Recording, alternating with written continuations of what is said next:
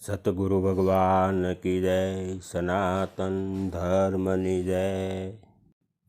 આધ્યાત્મિક શક્તિ કોને કહેવાય અને આધ્યાત્મિક એટલે શું? આધ્યાત્મિક એટલે આત્માની નજીક જવું અને આધ્યાત્મિક કહેવાય। અને આધ્યાત્મિક જ્ઞાન પ્રાપ્ત કરવું એટલે કે આત્મા જ્ઞાન પ્રાપ્ત થાય, પણ આ બધું શક્ય આધ્યાત્મિક શક્તિ દ્વારા થાય છે।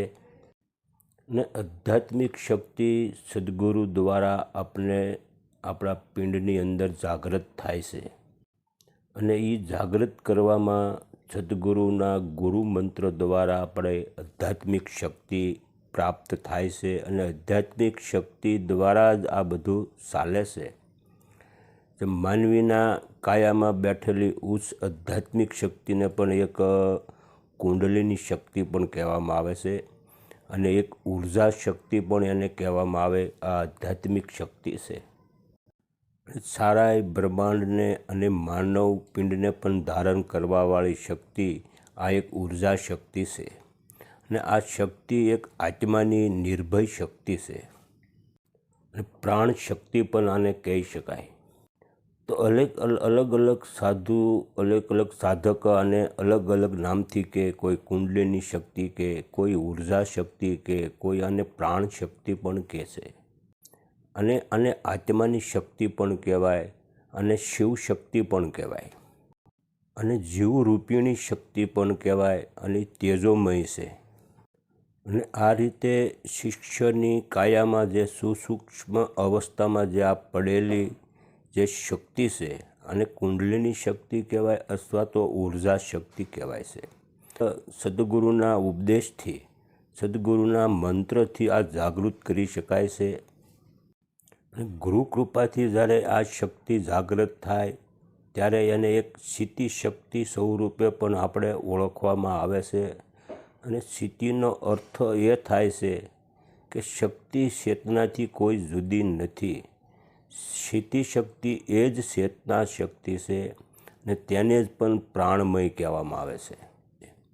તેથી સમગ્ર સૃષ્ટિ પ્રાણમય પણ ઉત્પન્ન થઈ ગણાય છે, અને પ્રાણમાં જ પાછું વિલન થાય છે। અને આ જ ગુરુ દીક્ષા લીધા પછી જ સિદ્ધિ શક્તિ પણ કહેવાય, અને સાધકના ચિત્તની અંદર રમનારી અને સાધકને દરેક અનુભવ કરનારી સિદ્ધિ શક્તિ છે। અને સદગુરુ પણ આપણને સમજાવે છે કે આપણો જે પ્રાણ કેવલ શ્વાસ જ નથી, પણ એ એક બ્રહ્મ સ્વરૂપ પણ છે, અને એ જ બ્રહ્મ આખા બ્રહ્માંડમાં છે। અને માનવ પિંડમાં શુદ્ધ આત્મા અને બ્રહ્માંડમાં બ્રહ્મ છે, અથવા તો બંનેમાં પણ બ્રહ્મ જ છે, તેવી ભક્તિની પણ મસ્તીમાં આપણા નરસિંહ મહેતાએ પણ ગાયું છે કે પ્રત્યેક પિંડમાં બ્રહ્મ વિસલી રહ્યું છે, અન્ય ઉપાસના ક્યાં કરું। અને આ જ એક આધ્યાત્મિક શક્તિ પણ એક આપણી જીવન શક્તિ છે, અને આત્મા કલ્યાણની પ્રાપ્તિ માટેની પણ આ જીવન શક્તિ એક શિવ શક્તિની અંદર જોડાણ કરી અને વિવિધ પ્રકારના આપણને રંગરૂપ દ્વારા શિષ્યને જાગૃત કરે છે। અને આ જ આપણી આધ્યાત્મિક શક્તિ દ્વારા જ આત્મા સાક્ષાત્કાર થઈ શકે છે, અને આ જ આધ્યાત્મિક શક્તિ દ્વારા જ આપણે પોતાના નિજ સ્વરૂપનું પણ જ્ઞાન થઈ શકે છે, અને આત્માનો પણ અનુભવ થાય છે। તો આ અનુભવ કરવા માટે આપણે આધ્યાત્મિકની અંદર ઉતરવું, અથવા તો સાધના દ્વારા પણ આનો આપણે અનુભવ કરી શકીએ, અને સાધના વગર કોઈ કાળે શક્ય નથી। તો ઘણા સાધકો ગુરુ મંત્ર લીધા પછી સાધનાનું નામ આવે તો વિચારતા હોય કે સાધના કરવી કેમ, આપણથી સાધના થાય નહીં। સાધના નામ જરૂર છે, પણ એવું કોઈ અટપટું નથી, કોઈ અઘરું પણ નથી।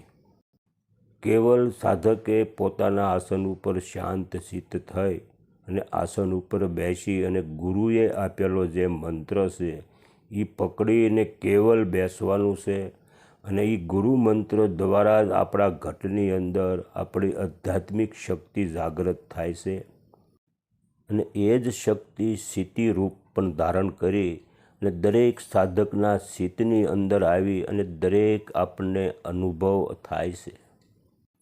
પોતાના સદગુરુનું સ્મરણ કરી સ્વસ્થ અને સ્થિર ચિત્તથી એકાંત સ્થળે આપણે પદ્માસનમાં સ્થિર આસને બેસી જવું. પણ પદ્માસનમાં જ બેસવું એવું નહીં, દરેક સાધકને અનુકૂળ લાગે એ આસનમાં પણ બેસી શકાય. અને આ આધ્યાત્મિક સાધના દરેક વ્યક્તિ કરી શકે છે. સંસારી હોય તો પણ એ કરી શકે છે. પણ સંસારીને વાસનાઓ, ઈચ્છાઓ અને ભોગ ભોગવવાની જે ઈચ્છા ચાલુ રાખી શકતો નથી. આ બધું આપણી જરૂરિયાત પ્રમાણે આ બધી ઈચ્છાઓ તો આપણે ભોગવવાની હોય જ છે, પણ એની ઉપર આપણે વૈરાગ્ય રાખવો અને સંયમ રાખવો, તો જ આ આપણે જ્ઞાન પામી શકીએ છીએ. માત્ર ઇન્દ્રિયોનું સુખ એ માનવીનું ધ્યેય ન હોવું જોઈએ.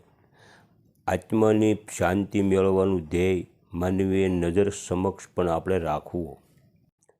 પણ જે સાધકને પરમાત્માની શક્તિમાં શ્રદ્ધા નથી કે શ્રદ્ધાપૂર્વક પણ આધ્યાત્મિકની અંદર આશરી ન શકે, પણ પોતે માની લીધેલા સદગુરુમાં સંપૂર્ણ વિશ્વાસ, જે સાધકને પરમાત્માની અંદર જે શ્રદ્ધાપૂર્વક અને પૂર્ણ રીતે શ્રદ્ધા નથી અને શ્રદ્ધાપૂર્વક પણ આધ્યાત્મિકની અંદર ઉતરી શકાતું નથી અને પોતે માની લીધેલા સદગુરુ ઉપર સંપૂર્ણ વિશ્વાસ મૂકી શકતો નથી, તેવા અશ્રદ્ધાળુ અને આસક્તિ વૃત્તિવાળા મનુષ્યથી પણ આ જ્ઞાન પ્રાપ્ત થઈ શકતું નથી.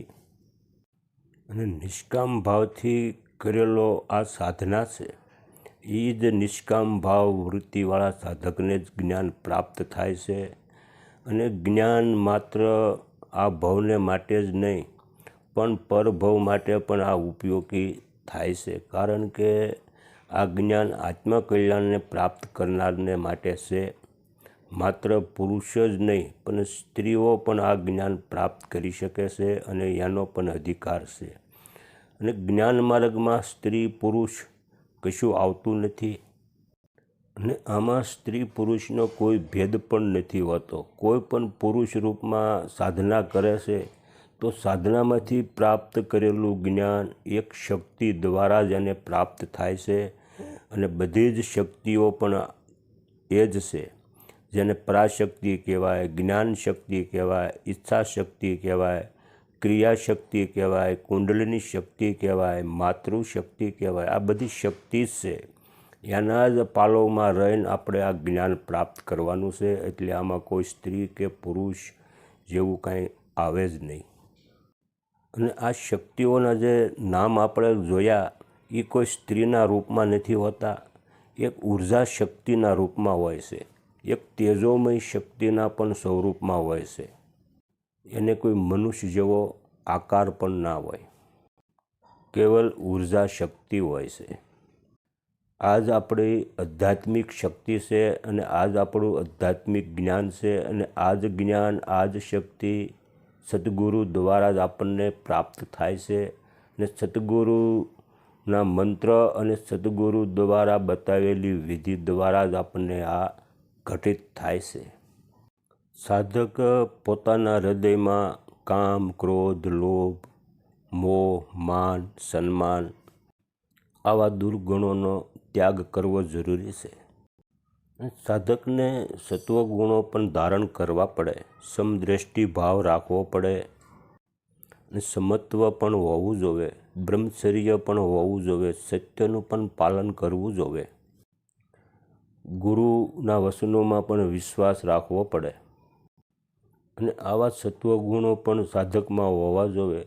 અને આવા સત્વગુણો ધારણ કર્યા વગર સાધક જ્યારે સાધના કરે છે ત્યારે આધ્યાત્મિક દૃષ્ટિએ તેનું પતન થાય છે. અને આવા અશુદ્ધ અને અપવિત્ર ધરાવતા સાધકનો પ્રાપ્ત કરેલી જે સિદ્ધિ છે એ પોતાને જ પતન કરે છે. આ જ મૂળ આપણી આધ્યાત્મિક શક્તિ છે અને આ શક્તિ સદગુરુ દ્વારા આપણને પ્રાપ્ત થાય છે. સતગુરુ ભગવાન કી જય, સનાતન ધર્મની જય.